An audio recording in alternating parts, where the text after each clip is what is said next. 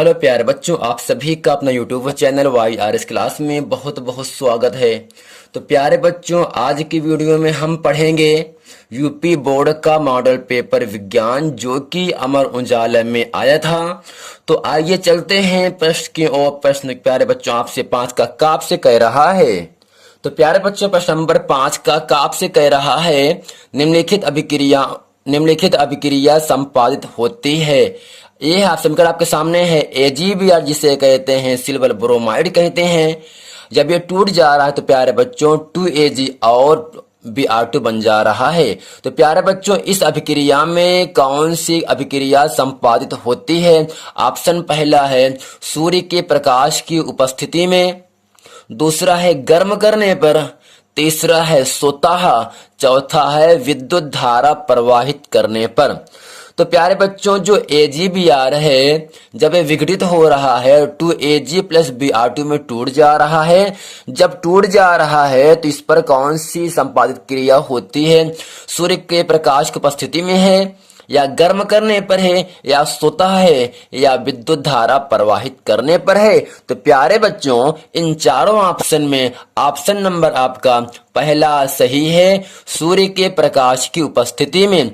यानी जब AgBr पर सूर्य का प्रकाश पड़ता है तो 2Ag प्लस Br2 में क्या होगा? विघटित हो जाता है, जो कि ऑप्शन नंबर आपका पहला सही है, सूर्य के प्रकाश की उपस्थिति में। तो प्यारे बच्चों प्रश्न नंबर 5 का खाप से कह रहा है, किसी विलयन X में हाइड्रोक्साइड आयन का सांद्रण 1 गुणे 10 की घात -12 मोल प्रति लीटर है।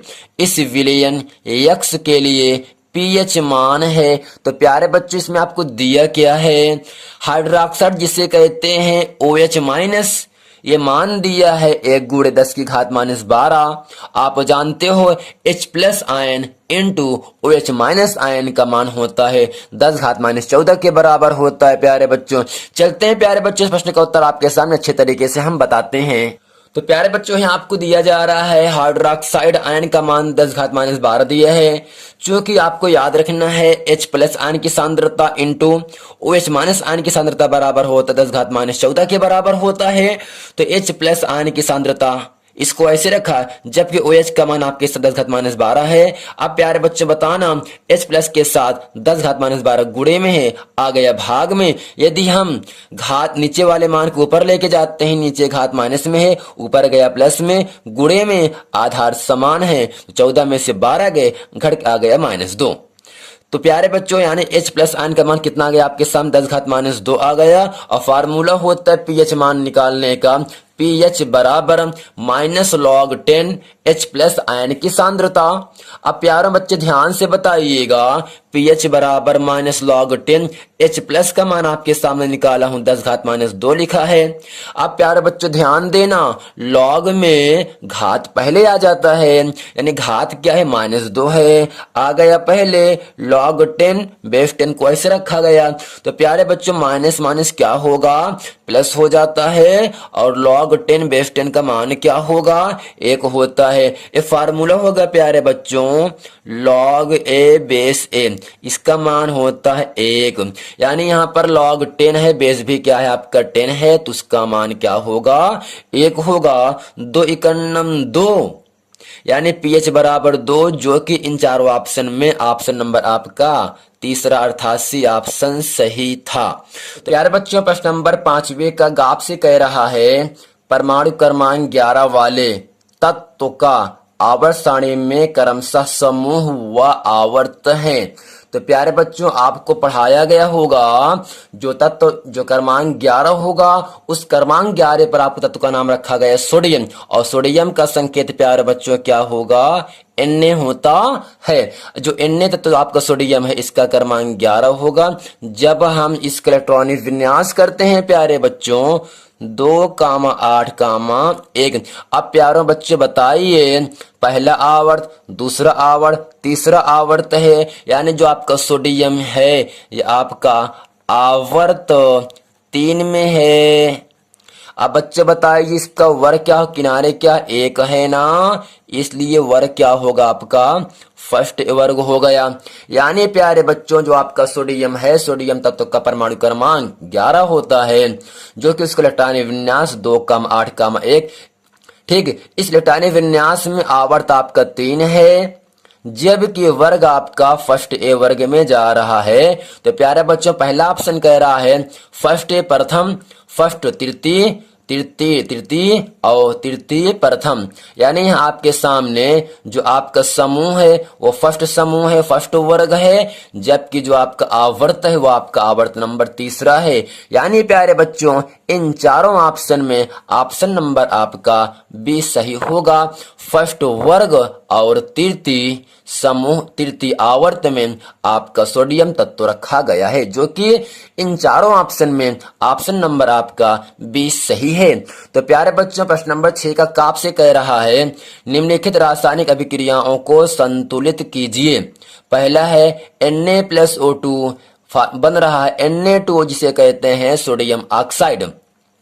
दूसरा है KClO3, इसे गर्म किया जा रहा है, डेल्टा का निशंबल लगा है KCl+O2। तो प्यारे बच्चों चलते हैं प्रश्न नंबर 6 का जो ए और बी पार्ट है, इसमें हम आपको 6 तरीके से संतुलित करके बताते हैं। प्यारे बच्चों यहाँ आपके सामने कह रहा है Na+O2 बन रहा है Na2O, ये आपका समीकरण दिया है, जबकि संतुलित समीकरण आपके सामने है जिसमें आपका 4Na है और जो ऑक्सीजन आपका 2 लगा है, और यहाँ पर Na2O और इंटू यहाँ पर क्या लगा 2 लिखा है। सोडियम 4 है, सोडियम 2 दूनी 4, ऑक्सीजन 2, ऑक्सीजन कितना है आपका 2, आपका संतुलित हो गया। दूसरा है KClO3, इसे गर्म किया जा रहा है तो KCl+O2 प्राप्त हो रहा है। समीकरण आपके सामने है पोटेशियम आपका 2, पोटेशियम आपका 2, क्लोरीन Cl आपका 2, क्लोरीन Cl आपका 2, जबकि ऑक्सीजन 3 दूनी 6, ऑक्सीजन 2 तिहाई 6 आपके सामने 6 तरीके से संतुलित है। तो प्यारे बच्चों उम्मीद करते हैं आप समझ गए हैं। चलते हैं आपको लेकर प्रश्न नंबर 6 के खा में। तो प्यारे बच्चों प्रश्न नंबर 6 का खाप से कह रहा है निम्नलिखित के यौगिकों के IUPAC नाम लिखिए। पहला है CH3 bond C, triple bond C bond CH3, इसका IUPAC नाम होगा प्यारे बच्चों आप समझ लेना यहाँ से carbon 1, carbon 2, carbon 3, carbon 4, 4 carbon है, और हाइड्रोजन कितना है 3, यहाँ 3 या 6 हाइड्रोजन है। यार एक फार्मूला होगा CnH2n-2 जिसका जाता है एल्काइन में जाता है, और एल्काइन का सामान्य सूत्र आपके सामने होता है CnH2n-2 होगा। जब हम प्यारे बच्चों n का मान 4 रखेंगे तो आपको मिलेगा C4 और H6 मिलेगा, जो कि आपका एल्काइन में जाता है। एल्काइन में एक कार्बन के लिए में 2 कार्बन के लिए, 3 कार्बन के लिए प्रोप और 4 कार्बन के लिए ब्यूट, यानी यहाँ पर एल्काइन में जा रहा है तो 4 कार्बन के लिए हम ब्यूट कहते हैं, और यहाँ पर हो जाएगा आपका ब्यूटाइन। यानी CH3 bond C, triple bond C bond CH3 का IUPAC नाम होगा प्यारे बच्चों ब्यूटाइन होता है। जबकि दूसरा है CH3 bond CH2 bond CHO, इसका IUPAC नाम होगा प्यारे बच्चों प्रोपेनॉल्डिहाइड, जबकि यहाँ पर 3 कार्बन है, 1 कार्बन 2 कार्बन 3 कार्बन, हाइड्रोजन कितना 3 यहाँ पर है 2 यहाँ पर है, तो 3 यहाँ पर 2 यहाँ पर, जबकि इस जो आपका CHO आपका है ये आपके एल्डिहाइड ग्रुप का है। एल्डिहाइड ग्रुप में हम क्या करते एल्डिहाइड लगा समूह क्या होगा आपका CHO होता है, जिसका IUPAC नाम होगा प्यारे बच्चों प्रोपेनॉल्डिहाइड। तो प्यारे बच्चों उम्मीद करते हैं प्रश्न नंबर 6 का खा का जो पहला और दूसरा सवाल था इसको आप अच्छे तरीके से समझ गए हैं। चलते हैं आपको लेकर प्रश्न नंबर 6 के गा में। तो प्यारे बच्चों प्रश्न नंबर 6 का गाप से कह रहा है धामन सोडा का रासायनिक नाम तथा अणुसूत्र लिखिए। धामन सोडा का रासायनिक नाम क्या होगा और उसका अणुसूत्र क्या होता है। चलते हैं प्यारे बच्चे इस प्रश्न का उत्तर आपके सामने अच्छे तरीके से हम बताते हैं। तो प्यारे बच्चों धामन सोडे का रासायनिक नाम तथा अणुसूत्र आपको लिखना है। तो आपके सामने इसका उत्तर है, इसमें लिखेंगे धामन सोडा का रासायनिक नाम सोडियम कार्बोनेट व अणुसूत्र Na2CO3 10H2O। तो प्यारे बच्चों जो धामन सोडा होता है, धोने वाला सोडा होता है, उसका रासायनिक नाम क्या होगा सोडियम कार्बोनेट, और उसका सूत्र आपके सामने होता है Na2CO3 10H2O, जिसे हम कहते हैं सोडियम कार्बोनेट कहते हैं। तो प्यारे बच्चों प्रश्न नंबर 7 का काप से कह रहा है गालक किसे कहते हैं, किसी एक गालक की क्रिया को रासायनिक समीकरण द्वारा स्पष्ट कीजिए। तो प्यारे बच्चों इसमें हम लिखेंगे हेडिंग करके गालक यानी वे पदार्थ जो अयस्क में उपस्थित अशुद्धियों के साथ उच्च ताप पर क्रिया करके उन्हें सरलता से गलाकर अलग होने वाले पदार्थों के रूप में दूर कर देते हैं, गालक कहलाते हैं। तो प्यारे बच्चों आपको इतना ही समझना है, ऐसे पदार्थ या वे पदार्थ जो अयस्क में उपस्थित अशुद्धियों के साथ उच्च ताप पर, ताप क्या रहे, ज्यादा रहे, उच्च ताप पर क्रिया करके उन्हें सरलता से, उन्हें आसानी से गला करके अलग होने वाले पदार्थों के रूप में दूर कर देते हैं या अलग हो जाते हैं, जिसे गालक कहलाते हैं, जिसे गालक कहते हैं। समीकरण आपके सामने लिखा है Na2O प्लस SiO2। Na2O को हम प्यारे बच्चों कहते हैं सोडियम ऑक्साइड कहते हैं, जबकि SiO2 को हम सिलिका कहते हैं। यानी जब सोडियम ऑक्साइड की क्रिया सिलिका से कराया जाता है तो आपका बनता Na2SiO3 जिसे कहते हैं सोडियम सिलिकेट। या इस तरह से हम लिख सकते हैं CaO अर्थात कैल्शियम ऑक्साइड की क्रिया सिलिका से कराया जा रहा है तो बन रहा है आपका CaSiO3 जिसे कहते हैं कैल्शियम सिलिकेट। तो प्यारे बच्चों गालक किसे कहते हैं और किसी एक गालक की क्रिया को रासायनिक समीकरण द्वारा स्पष्ट कीजिए। इसको आप समझ गए हैं। चलते हैं आपको लेकर प्रश्न नंबर 7 के खामे। तो प्यारे बच्चों यहाँ अथवा प्रश्न आपके सामने कह रहा है दीर्घाकार आवर्त सारणी की प्रमुख विशेषता लिखिए। ये जो प्रश्न प्यारे बच्चों है एग्जाम में 4 नंबर के लिए आपसे पूछा जाता है। आधुनिक, वर्तमान और दीर्घकाल इन तीनों में से आपको 4 नंबर के लिए इसकी विशेषता को लिखने के लिए आपको 4 नंबर के लिए एग्जाम में पूछा जाता है। चलते हैं प्यारे बच्चों इस प्रश्न का उत्तर आपके सामने अच्छे तरीके से हम बताते हैं। दीर्घाकार आवर्त सारणी की जो प्रमुख विशेषताएं होती हैं उसको हम अच्छे से आपके सामने बताते हैं। प्यारे बच्चे प्रश्न आपके सामने कह रहा है दीर्घाकार आवर्त सारणी की प्रमुख विशेषता लिखिए। तो नंबर 1 करके हम लिखेंगे दीर्घाकार आवर्त सारणी में आधुनिक आवर्त नियम के आधार पर तत्वों को उनके बढ़ते हुए उनके परमाणु क्रमांकों के आधार पर रखा गया है। तो प्यारे बच्चों जो आपका आधुनिक आवर्त नियम है वो तत्वों को उनके बढ़ते हुए परमाणु क्रमांकों के आधार पर रखा गया है। दूसरा है तत्वों को उनके परमाणु क्रमांकों के बढ़ते क्रम में रखने पर एक नियमित अंतराल के बाद समान इलेक्ट्रॉनिक विन्यास वाले तत्वों की पुनरावृत्ति होती है। तो प्यारे बच्चों जब तत्वों को उनके परमाणु क्रमांकों के बढ़ते क्रम में रखा गया तो एक निश्चित समय के बाद यह देखा गया कि समान इलेक्ट्रॉनिक विन्यास वाले तत्वों की रिपीटिंग होती है, पुनरावृत्ति होती है, बार बार तत्व आते हैं। तीसरा आपके सामने कह रहा है, इसमें हम लिखेंगे इस सारणी में 7 क्षैतिज पंक्तियां तथा 18 ऊर्ध्वाधर कॉलम हैं। किस सारणी में? दीर्घाकार आवर्त सारणी में। यानी इस सारणी में 7 क्षैतिज पंक्तियां बेड़ रेखाएं जबकि 18 ऊर्ध्वाधर कॉलम यानी खड़ी रेखाएं ऐसे कॉलम हैं जिन्हें क्रमशः आवर्त तथा समूह कहते हैं। तो प्यारे बच्चों आपको याद रखना है दीर्घाकार आवर्त सारणी में 7 क्या है? आवर्त हैं और 18 क्या है? आपके ऊर्ध्वाधर समूह है या वर्ग है।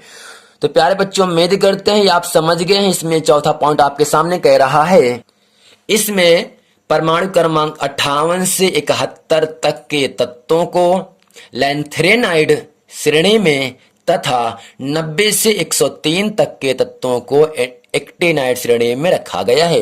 तो प्यारे बच्चों आपको ध्यान देना है दीर्घाकार आवर्त सारणी में जो क्रमांक 58 से 71 तक के तत्व हैं उन सभी तत्वों को लैंथेनाइड श्रेणी में रखा गया है, जबकि 90 से 103 तक के तत्वों को एक्टिनाइड श्रेणी में रखा गया है। तो प्यारे बच्चों उम्मीद करते हैं ये प्रश्न आप समझ गए हैं। चलते हैं आपको लेकर प्रश्न नंबर 8 में। तो प्यारे बच्चों प्रश्न नंबर 8 आपसे कह रहा है क्या होता है जब केवल रासायनिक समीकरण लिखिए। ये जो प्रश्न है प्यारे बच्चों एग्जाम में 7 नंबर के लिए पूछा गया आपके सामने। जिस प्रकार से हम लिखे हैं प्यारे बच्चों ऐसे ही आपको लिख देना है और आपको चुपके से 7 नंबर मिल जाएगा और आप प्रसन्न हो जाएंगे। तो इस पहले इसमें कह रहा है मेथेन का दहन कराया जाता है तब क्या बनता है। दूसरा है एसिटिक अम्ल को P2O5 अर्थात फास्फोरस पेंटाक्लोराइड पेंटा की उपस्थिति में गर्म किया जाता है। तीसरा है एथिल एल्कोहल की क्रिया सोडियम धातु से कराई जाती है तब क्या बनता है। चौथा है सुक्रोज का किण्वन किया जाता है तब क्या बनता है। चलते हैं प्यारे बच्चों प्रश्न नंबर 8 की जो 4 पार्ट हैं, इन चारों पार्टों का सवाल आपके सामने हम अच्छे तरीके से बताते हैं। तो प्यारे बच्चों प्रश्न नंबर 8 का पहला प्रश्न आपके सामने कह रहा है मेथेन का दहन कराया जाता है। तो प्यारे बच्चों दहन का मतलब जलना। बच्चा कोई भी वस्तु जलेगी वह किसकी उपस्थिति में जलता है। ऑक्सीजन की उपस्थिति में जलता है। यदि ऑक्सीजन नहीं है तब कोई भी वस्तु जलेगी नहीं प्यारे बच्चों।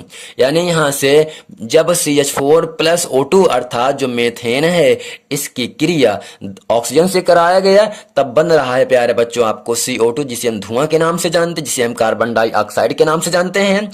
और कार्बन डाइऑक्साइड निकलने के साथ साथ ही आपका जल बनता है। जल बनने के साथ साथ आपको उष्मा और ताप भी प्राप्त होता है। तो प्यारे बच्चों आपको ध्यान देना है जब मेथेन का दहन किया जाता है, जब दहन होता है तब कार्बन डाइऑक्साइड जल और उष्मा और ताप भी निकलता है या ताप भी प्रवाहित होता है। तो प्यारे बच्चों उम्मीद करते हैं आप समझ गए हैं। दूसरा आपसे कह रहा है एसिटिक अम्ल को P2O5 की उपस्थिति में गर्म किया जाता है तब क्या बनता है। तो प्यारे बच्चों एसिटिक अम्ल का सूत्र होता है CH3COOH। यह गर्म किया जा रहा है P2O5 की उपस्थिति में तो बन रहा है प्यारे बच्चों CH3CO का whole twice into O। CH3CO का होल ट्वाइस इंटू O जिसे कहते हैं एसिटिक एनहाइड्राइड कहते हैं। CH3CO का होल ट्वाइस इंटू O जिसे हम क्या कहेंगे प्यारे बच्चों एसिटिक एनहाइड्राइड कहते हैं। यह कैसे प्राप्त होता है। एसिटिक अम्ल को P2O5 की उपस्थिति में गर्म करने पर प्राप्त होता है, आपका एसिटिक एनहाइड्राइड प्राप्त होता है। तो तीसरा प्यारे बच्चों आपके सामने कह रहा है एथिल एल्कोहल की क्रिया सोडियम धातु से कराई जाती है। यानी प्यारे बच्चों जब एथिल एल्कोहल की क्रिया हम सोडियम से कराते हैं तब क्या प्राप्त होता है, तब क्या बनता है। तो प्यारे बच्चों समीकरण आपके सामने लिखा है 2C2H5OH जिसे कहते हैं एथिल एल्कोहल की क्रिया कराया जा रहा है प्यारे बच्चों Na अर्थात सोडियम से कराया जा रहा है। यानी एथिल एल्कोहल की क्रिया सोडियम से कराने पर C2H5ONa प्लस H2O अर्थात 2C2H5ONa को हम क्या कहते हैं सोडियम एथॉक्साइड कहते हैं। और जब एथिल एल्कोहल की क्रिया सोडियम से कराते हैं तब सोडियम एथॉक्साइड बनने के साथ साथ आपका हाइड्रोजन गैस भी बाहर निकल जाती है। तो प्यारे बच्चों चौथा आपसे कह रहा है सुक्रोज का किण्वन किया जाता है। सुक्रोज का किण्वन किया जाता है तो प्यारे बच्चों सुक्रोज का सूत्र होता है C12H22O11। जब इसकी क्रिया सुक्रोज की क्रिया जल से कराया जाता है इनवर्टेज की उपस्थिति में तब आपका बनता है C6H12O6 जिसे हम ग्लूकोज कहते हैं और प्लस C6H12O6 को हम फ्रक्टोज के नाम से भी जानते हैं। यानी जब सुक्रोज का किण्वन किया जाता है तब आपका ग्लूकोज और फ्रक्टोज बनता है। और जब इसे ग्लूकोज या फ्रक्टोज को हम जाइमेज के पत्ते में गर्म करते हैं तब आपका बनता है C2H5OH प्लस 2CO2 बनता है। प्यारे बच्चों C2H5OH को हम कहते हैं एथिल एल्कोहल कहते हैं और CO2 को हम कहते हैं कार्बन डाइऑक्साइड। प्यारे बच्चों प्रश्न नंबर 8वें का अथवा प्रश्न आपके सामने कह रहा है साबुनीकरण अभिक्रिया को रासायनिक समीकरण देते हुए समझाइए। यानी साबुनीकरण किसे कहते हैं। अच्छे साबुन की 4 विशेषताएं बताइए। यानी जो आपका अच्छा साबुन होता है उसकी 4 विशेषता बतानी है और विशेषता बताने के साथ साथ प्यारे बच्चों साबुन की शोधन प्रक्रिया को भी आपको समझाना है। तो प्यारे बच्चों चलते हैं इस प्रश्न का उत्तर आपके सामने हम अच्छे तरीके से बताते हैं। तो प्यारे बच्चों प्रश्न आपके सामने कह रहा है साबुनीकरण अभिक्रिया को रासायनिक समीकरण देते हुए समझाइए। अच्छे साबुन की 4 विशेषताएं बताइए तथा साबुन की शोधन प्रक्रिया समझाइए। तो प्यारे बच्चों हम हेडिंग करके लिखेंगे सबसे पहले काले पेन से साबुनीकरण यानी साबुनीकरण किसे कहते हैं।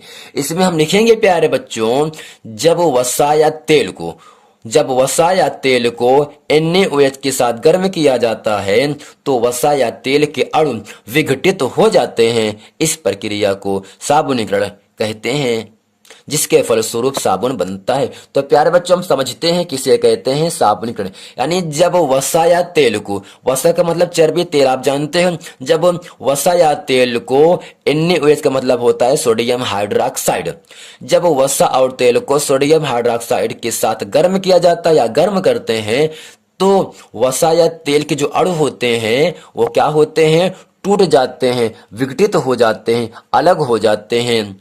वसा या तेल के अणुओं को विघटित होना ही साबुनीकरण की प्रक्रिया कहलाती है, जिसके फलस्वरूप क्या बनता है, आपका साबुन बनता है। यानी जब वसा या तेल विघटित हो जाते हैं तब यह क्रिया साबुनीकरण कहलाता है। जब साबुनीकरण क्रियाएं होती हैं तो आपका साबुन भी बनता है। इसमें लिखेंगे इसकी विशेषता में, अच्छे साबुन वे साबुन होते हैं प्यारे बच्चों जो अधिक झाग देते हैं। क्या देते हैं, अधिक झाग देते हैं, जिससे कपड़े में लगी गंदगी अच्छे तरीके से साफ हो जाती है। जब आप हिंदी में कहते हैं फेन कहते हैं ना, जब आप कपड़ा धुलते हो आपका फेन बनता है ना, इसे हम झाग कहते हैं।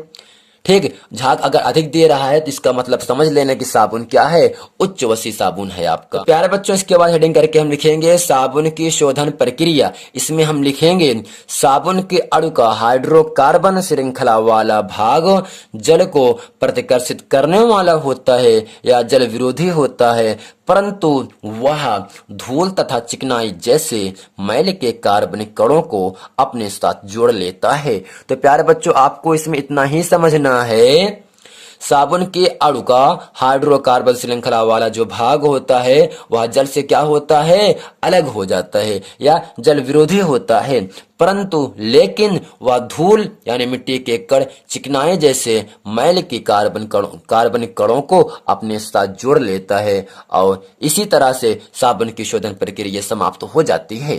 तो प्यारे बच्चों, उम्मीद करते हैं ये पूरा प्रश्न वीडियो आपको समझ में आया है। यदि ये वीडियो आपको समझ में आया है तो वीडियो को लाइक करें, कमेंट करें और सब्सक्राइब जरूर करें, ताकि आने वाला वीडियो आप तक आसानी से मिलता रहे, पहुंचता रहे। मिलते हैं अगले वीडियो में प्यारे बच्चों, तब तक के लिए थैंक यू। एग्जाम बहुत ही करीब है, आप मेहनत से पढ़िएगा ताकि जो प्रश्न आपके सामने हम बता रहे हैं आप उस प्रश्नों को याद कर लो, जो कि एग्जाम की दृष्टि से बहुत ही महत्वपूर्ण है। प्यारे बच्चों, मिलते हैं अगले वीडियो में, तब तक के लिए थैंक यू।